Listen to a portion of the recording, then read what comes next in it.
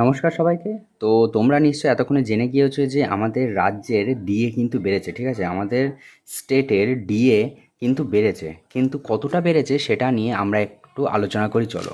তো দেখো, আমরা কিন্তু এটা সবাই জানি যে বর্তমান কিন্তু কেন্দ্রের অর্থাৎ সেন্ট্রাল, যে কেন্দ্র সরকারের যারা গভর্নমেন্ট এমপ্লয়ি, কেন্দ্র সরকারের যারা কাজ করে, তাদের কিন্তু ডিএ এখন 60%।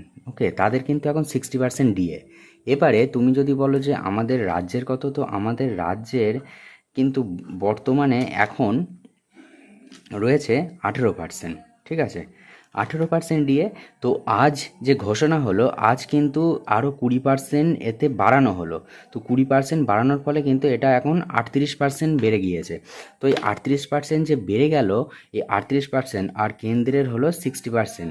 এই 60%-এর থেকে এখনও কিন্তু 22% কিন্তু কেন্দ্রের ডিএ এগিয়ে আছে। তো এই 22% যদিও বা এতটা এগিয়ে থাকে, তবুও কিন্তু আমাদের কিন্তু অনেকটাই কিন্তু ডিএ বেড়েছে। আগে 18% পাওয়া যেত, এখন সেটা 20%, অর্থাৎ 18-র মধ্যে আবার 20 বাড়ানো হয়েছে, অর্থাৎ টোটাল এখন 38%। তো এটা কিন্তু একটা বড়, খুব বড় একটা পদক্ষেপ।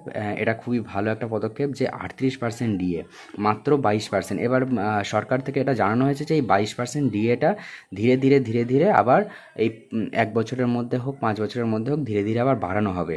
তো এই ছিল তোমাদের জানার বিষয় যে আগে 18% পাওয়া হতো, এই নতুন সরকার আসার পরে এখন কিন্তু 20% বাড়ানো হলো। তো বাড়ানোর পরে বর্তমানে কিন্তু এখন 38%। তো 38% কিন্তু এখন বর্তমান ডিএ কিন্তু হয়েছে।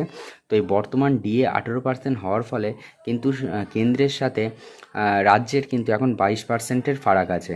তো এটাই কিন্তু তোমাদের জানানো ছিল যে আমাদের স্টেটের ডিএ কেমন হচ্ছে।